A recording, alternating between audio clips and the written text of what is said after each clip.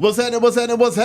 Of course, you know it's your boy B-High Radio Shout, and as always, I got my podcast partner in this thing, OG Gangsta Wicked of Ghetto Mafia. OG Galaxy Wick. Matter of fact, I dropped the that. OG. I like that. It's not even OG no more. It's Galaxy Wick. And let me tell you something. Why you been calling me all these little names and a Rise Belt Satellite Wick? You got all these Jimmy people. Neutron. See, okay, all right, all funny, but the people. I want to thank all the people out there because the people are calling me Galaxy Wick. There's a few that's calling me other stuff. You know, they like to get into it. But the people have said Galaxy Wick is my name. They love it.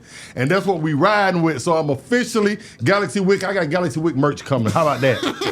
How about that? You saw me on the Dirty interview with my Galaxy shirt on. That's because of the people. It pissed me off. That's because of the people. The people gave me this name. I didn't choose it. It chose me. Okay, Wick. We were just talking earlier about, you know, albums and music that we love in the game, man. And, you know, you break this one down, man, because, I mean, I like the way you kind of explained it a little better than what the hell I'm about to say, because I don't know. Yeah, and, you know, as we were talking last night, I said we should maybe, you know, do a show about albums that, you know, people should have. Yeah. You know, in their catalog. You know, back in the day, we used to flip through we used to have a CD thing. The CD book. You see what I'm saying? Somebody stole mine, too. Somebody steal your CD book, you ready to murk something. But you don't never know the CD is gone until, like, you go to look for it for a week later, and then you don't have 10 people in your Chevy, and you be like, who the hell took my dirty CD? You see what I'm saying? But yeah, I'm, you know, top 10 CDs behind that I think that everyone should have in their catalog. And see, when you say the top 10 albums that folks should have in their catalog, it's also a case of, we ain't talking about folks that put out 2 or 3 singles and then the album was crazy, but then you get the album, it wasn't hitting on nothing. We talking about full-length projects that were hard. The album cuts and tracks were just as hard as the damn singles, if not better. Well, you know, back in the day, here's the deal, and I'm gonna hip you to this, because you were kind of young. This kind of, you have probably stopped tap dancing by then. I do not tap dance for nobody. Well, that remains to be seen. I was rag topping. Somebody in the comments the other day said, that remains to be seen. Don't do that. I don't tap dance a rag top, okay? I'm from the A.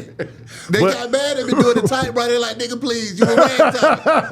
Did you rag top with? I couldn't really do that. Because you were too busy doing the Tootsie Roll. But they used to, you know, they used to call me Twinkle Feet. You know what I'm saying? You was doing the Tootsie Roll I knew how to step now. You know what I'm saying? I actually taught Dion. I ain't even gonna say that. But you just about to lie. No, I taught Dion a few steps. You know what I'm saying? Stop. But anyway, like I was saying, with these albums here, that you should know, that y'all like that should know, you're right. Because back in the day, what I was about to tell you was, back in the day, there was not a lot of single success from artists. I mean, like now, you know, artists go 2 or 3 singles deep. Yeah. You see what I'm saying? With videos to every single. Back then, you could drop an album out and not be on BET, not be on MTV, then shoot one video and that thing going gold and platinum. E40 was like that. Yeah. You see what I'm saying? Yeah. So you had a lot of albums out back in the day that was going gold and platinum. They were underground hits. You know what I'm saying? Underground full-length hit albums, and I kind of want to get into my top 10 of them. Then what is your top 10, Wick? Let me check in here now, because I don't want to leave nobody out. I got a few honorable mentions also. But you can't stop me. You cannot stop me in the middle of my list, be out like you be doing. No, Yeah, you're very disrespectful. We're going to talk about it. But number 1, I'm going to have to go with Scarface, Money and the Power CD. That was back in the day. I'm not sure if that was 92, 93 or somewhere. Y'all let me know out there. Scarface, Money in the Power. Number 2. Now, wait a minute. Now, what songs was on that Money in the Power? Was that wasn't the one with Mary Jane and the one with Tupac No. Because that album was probably better than that you're talking about. These are albums that, like I said, were not commercial albums. You talking about by the time Face was the king of the South. I'm talking about. I don't care. Money in the Power album was his favorite scale. Money in the Power. Money in the Power. I ain't falling short because I got. Mary. See, that's what I be talking about right now. That's what I be talking about. Now. That's what I be. You know, I'm saying this about Scarface too. You know what? I love Tupac, but sometimes I felt like Tupac bit Scarface's style sometimes. Stop interrupting me. How about that right now? What about What's your that? number 2 then? Y'all let me know how y'all feel about that because I heard a lot of Scarface, Money and the Power is Okay. number 1 seat that you should know out there. Number 2, Shawty Low Units in the City. Come I know on. now here in Atlanta, we all know, Yeah. and sprinkled throughout the South, but I'm talking to y'all LA folks, your Texas folks. Yeah. Get into Shawty Low Units in the City. They Was know. a big city. That's right, they know. Number 3, I'm gonna go with the BG. You might not know who the BG is. He's out of Louisiana. I know about the BG. Because I just said he was free the other day. Yeah, you put out a false video. Got everybody hyped up talking about he was coming out of jail. You know what I'm saying? I didn't know. But he had 2 albums called All on You, Volume 1 and Volume 2. Both of them. I'm a silent BG. Niggas know me from thugging. Oh, I'm a violent BG. Make my money rap. That one. But Yeah. my favorite Hot Boys Turk. But continue. I wish you would just kind of. I'm just We gotta put. I'm about to buy a muzzle for you. Number 4 would be Do or Die. Picture This album. That's Pope Pimp, all that. Everybody, Do you want to ride? with me. Everybody love Pope Pimp. That much Chicago. Chicago stand up. AK, what up, though? That's right. Chicago stand up. Number 5, I'm gonna have to go with 2 of our homies that were just up in here from the Gump last week. And that's Dirty. And that's the Pimp and the Gangsta album. That's my number 5. Album that you should know, the Pimp and the Gangsta. That's right. Hit after hit. Number 6, I got some partners from Tennessee. So I know you're going to go where you're going to go when it comes to Tennessee. But I'm going to get somebody that from Tennessee that you always be hating on, but they used to rep hard here in Atlanta. It was a group called A Damn Shame. They had a song called from Decatur. They're from Decatur. One of them from Scottsdale, but they from Tennessee. They're Tennessee. Are you serious? The one who put them out was with my partner Brun. He was from Scottsdale. Shout out to my boy I'm a player, Brun. hater. I'm a pimp, killer. Okay? I know about A Damn Shame. I wish you would hush after all my thing. I don't need a cheerleader, a co-signer. I don't need none of that. I already know. The whole damn time. Well, you thought wrong. You thought like jelly. You thought peanut. What is it? You thought like Nelly. You thought peanut butter with jelly. You crazy. Okay. Number 7. I'm gonna have to go with the DOC. No one does it better. That's for all my Texas folks. I know better than to go against the DOC. You better not. You better not. You better not. We're gonna go with the DOC. Number 8, I'm gonna have to take it out to Cali with Too Short Getting It. That was one of my favorite albums all time. Also, me too. Number 8. No, that was number 8. Too Short. Number 9. I'm gonna go with one of your favorite groups. Every week you say they the king of all rap. Nobody's better. Goody Mob. They just recently dropped the album Behind It. All y'all out there should know about it. It's called Survival Kit. It's one of their best albums. One of their best bodies of work that people do not know about. Go check out the new Goody Mob Survival Kit. I think it dropped maybe, 2 years ago? Yeah, it dropped during the pandemic, and I personally feel like Survival Kit was Soul Food 2.0. I feel that way. I won't say and you that. know how I feel about Soul Food. I won't say that, was I'll say it was up there. It was up there. You like to exaggerate stuff. No, that album was Soul Food 2.0. Okay, all right. It was 2.0. I say 1.3. You 3.5. And my 10th one, I'm gonna have to go with E40.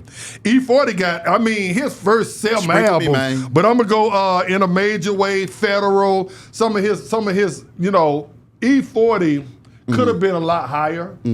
But I had already did Cali with Too Short, and I want to give Mac Dre.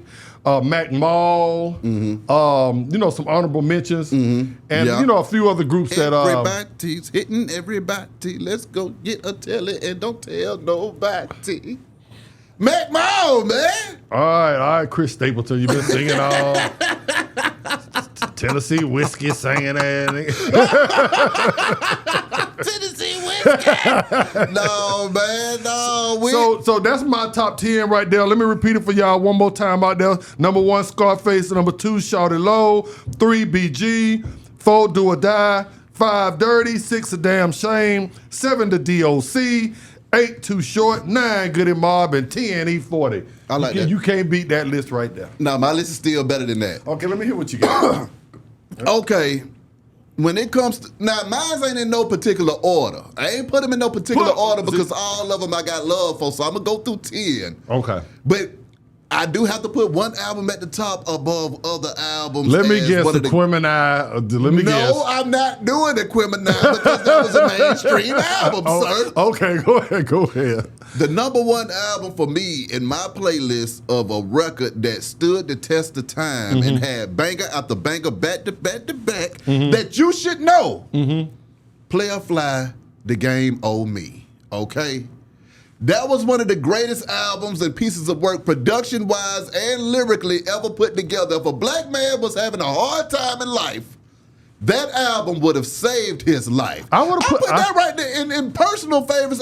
I'll get that an honorable mention. The Game on Me. That's just how I feel. I would have given that an honorable mention. That was my top. That would have been 11, 12. Yeah. No, okay. That would have been my 11 to 12. Another album that I know and love, Rocco's Self-Made. Okay.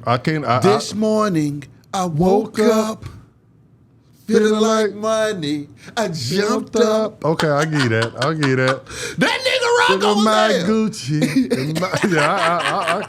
I forgot about Rocco. I'm a dude. Salute to Rocco.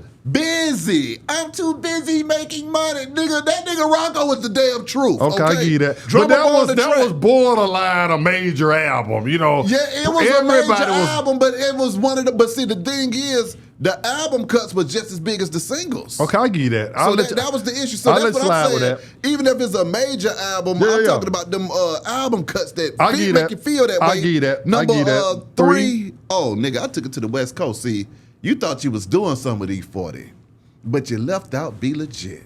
You left out The Click. Okay. What that album called? Game related. Okay. Hurricane. Okay. Nigga, that shit was crazy as hell. Yeah. Okay. Yeah, you left out Be Legit. You so worried about E40, you forgot about Be Legit and this motherfucker going crazy. Project Pat, Mr. Don't Play. That was a major album. It was a major album, but every goddamn record went crazy. Oh, okay. So you cheat. That was a major album. Everybody know about Mr. Don't Play. Every song. But I'm gonna give you that anyway. I'm gonna give you that. If we were gonna go major album, I might as well put in Machiavelli or something. I'm talking about albums that people didn't quite, that didn't quite get out there that people should know. Everybody know about Mr. Don't Play. Okay, well then forgive me for that one. I just had to put it there because I love the album. Try to slip it. You might well. I mean, that's just like you said. I know you never heard of Tiger Woods, but he was a black golfer. But see, Mr. Don't Play, the only single that flew off of that was Chicken Head, but the rest of the album was full of damn singles, and I don't know if the world got a chance to experience the whole album. They experienced Chicken Head, the single. Everybody know every song. Everybody know I hear slinging on this blade, praying that I don't get cut. Jumping out of chicken nuts, working bar, I'm at the bar, up this weed is in my lungs. Come on, man, everybody know that. Another album though. Now this is an album that I knew and loved.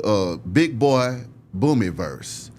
I felt like that album fell on deaf ears, and that album was an extension of Aquemini without Andre 3000. But I loved that damn album, and it was hard. And it was one of those albums that he had got back with Organized Noise, and they just went crazy. They went in there and they blacked out and made one of the greatest albums of all time, but nobody really understood what was going on except for me.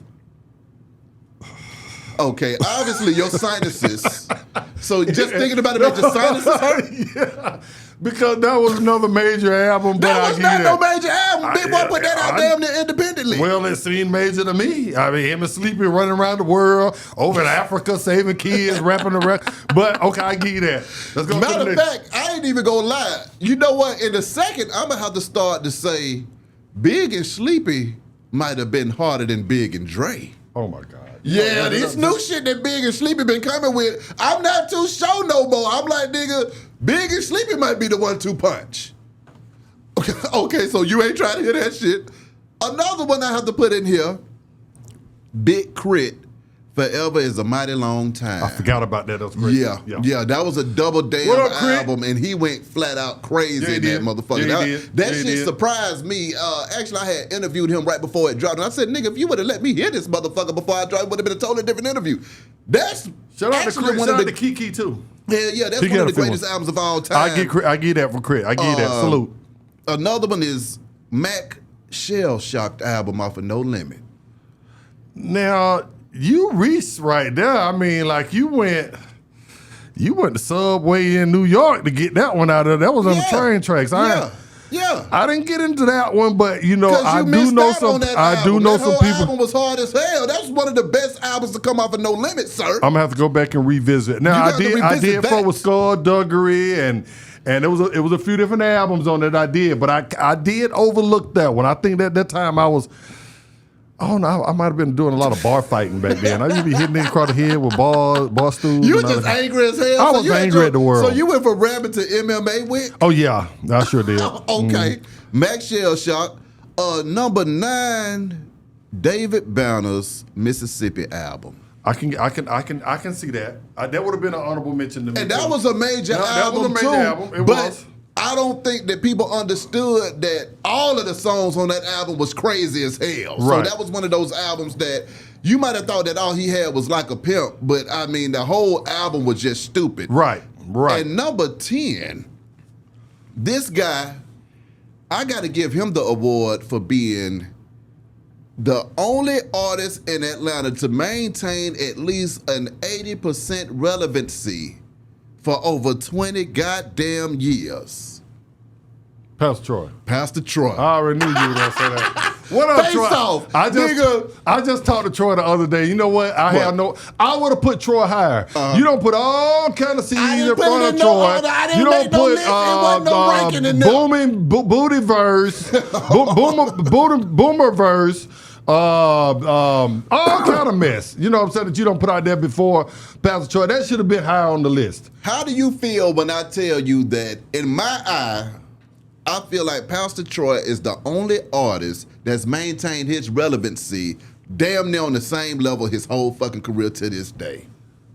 I'll give you that. I talked to Troy. You know, I rapped on that DSGB album. I had a song on there called The Rapper and one called King of the Hill, which Universal didn't give me credit for. Didn't put my credits on the damn song, so people think that DSGB did the records, but it's all me on the records. But you're absolutely right about Troy. You know what I'm saying? And that Stepdad album by Sammy Sam was hard. That was a motherfucker. You know what I'm saying? But that's when him and Troy was Mario beefing. produced the song Stepdad. Yeah, so you know, it was a lot of great. Or the Kilo Ali, we didn't mention that. See, that's organized bass. I thought you had Kilo. I didn't have that. How you gonna leave organized bass out? Kilo crazy, man. Kilo. Every time we talk, we argue. So every time you talk to Kilo, but there's a lot of great albums. And a lot of honorable mentions. Though, why was Troy able to stay relevant for 20 goddamn years versus all the other artists in Atlanta? What is it that kept his music and himself relevant to where if I'm going to go and do a damn concert tomorrow, I'm going to call Troy and say, hey, man, come out here. Well, one, he kind of ushered in that, along with him and John, but Troy kind of ushered in that new sound. That was one. So he gets credit for being a pioneer of that crunk era. Him and John are both working. So you can put John right in the midst of that too. Some of the albums he has been a part of. That's you know what I'm saying? And Troy is just, he come from. His daddy was a pastor. Daddy just passed, man. Yeah. R.I.P. to him. He been going through a lot of stuff. But one thing I can say about Troy, knowing him very, very, very closely, he is not a hater. And he'll work with you. I can remember, I give you a quick story. I can remember the chick had called me one time and she said, and I had heard Troy, he had that song, No More Playing GA. Thanks. And a lot of people didn't understand. I was kind of upset about the song a little bit because it was really a Ghetto Mafia song. You don't say. Now, not the track itself. See, we rapped on blues track, but if you listen to Straight from the Deck and you have, Smoke Good, Drink Good. That's right. 500. Then you go to the No More Playing GA, Die Shall, Not Kill, Holy, Bible, Assault, Rifle. That's right. You see what I'm saying? So I know my music. You know what I'm I'm with saying? you. And Troy wasn't tripping. He said, "Nigga, I listen to y'all every single night." My now, God. it's a different feel because if you take something from a blues track to put it on a crunk track, it's gonna give you a different feel. But if you go back and listen to the cadence of the lyrics, the that's Ghetto delivery. Mafia. Yeah. You understand what I'm saying? Yeah. And any Ghetto Mafia fan knows that it ain't just him, Jeezy, all the motherfuckers. What did Troy say when you approached him about it? Because I didn't I'm pretty approach sure him. you I didn't approached him like you no, do no, no, no, no, everybody no, in no, no, hip-hop. no. I didn't approach him. He actually reached out to me through a friend and said, "Man, tell Wick to come on to the studio." He had the studio off of Fulton Industrial at the time. Tell Wick to come on through, man. I listened to them boys every night. I fought them the long way, and that instantly. Got you out your killed bullshit. me, killed any. I couldn't even be mad at him. You see what I'm saying? Then not only I come up there and that's why I said we did the DSGB. Yeah, man shot me 10 grand, got me a card. I'm talking about this when this man just, he just got, that big deal from Universal. Yeah. Bought Wick a whip, gave me $10,000, put a nigga on the feet when a nigga was hurting a little bit. My God. So how can I be mad at a guy like that? Yeah. And I'm not the only person. There's a lot of, you talking about Player Fly. Yeah. They did an album together. Yeah. You understand what I'm saying? He's done albums. He's not a hater. He's not a guy to say, you know what? I listened to some of your music back then. That's the one thing I liked about Dirty when I talked to him the other day. Dirty, they sat right here and told you, know, hey, we listen to Nino and Wick. Exactly. We listen to, so when a nigga do that, they're gonna disarm you. Yeah. I listen to Ghetto Boys. Mm-hmm. I listen to Too Short and E40 and NWA and the DOC. That's why I'm so passionate about them. And I will not let you sit up here and talk about the DOC in my face because I ain't got nothing but good shit to say about well, the I just DOC. want to make sure you still got good I stuff want to to say. ask you this about Troy, though, because this is one thing that Troy said to me in the previous interview a long time ago. He said, man, B, I put a bunch of niggas on in Atlanta as far as co-signing them and, letting them feature on my records and featuring on their records. Right.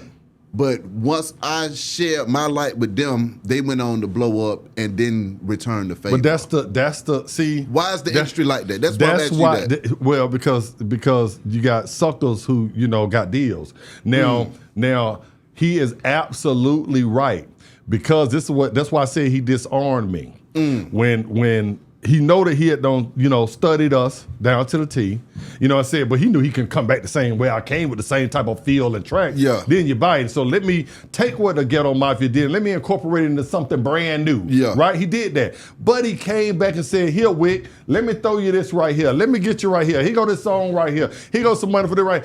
It's nothing I could do but love him forever. Exactly. What he's saying is, the same thing that the artists that came after him listened to him and took stuff and he featured on their stuff. They ain't come back and say, well, now that I'm up, Troy, let me get you a BMW. Let me throw you a feature on here right there. Because that's how a lot of these major rappers that y'all love, especially in Atlanta. I don't know about the ones in the other cities and stuff, but I do know these niggas here in Atlanta. There's not a rapper here. Let me tell y'all something. There's not a rapper here in Atlanta that I do not know. Yeah. You understand what I'm saying? Now, when I mean do not know, I ain't said I'd be over at Thanksgiving dinner with them. Yeah. But I'm saying I know these niggas. They used to have I don't give them the game. They used to be at all my shows, on the front row, anyone you want to name.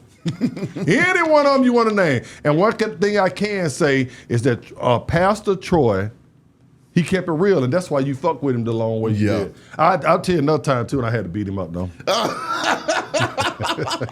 Okay, gang, what we need y'all to do is hit them comments. What are y'all top 10 albums? We ain't talking about mainstream albums. Yeah. We talking about just top 10 albums that you have in your toolbox that you feel like you need to pay. If you got a son in the car with you or a daughter in the car with you, you say, hey, man, you need to add this album to your playlist. That's right. Give us y'all top 10 right now. Holla at y'all in a minute, man. Be High Radio Shout it. OG Gangsta Wick. The OG Galaxy OG Intergalactical Planetary Star Wars Wicked. Galaxy Wick. Holla at y'all, man. We go. Yes, sir.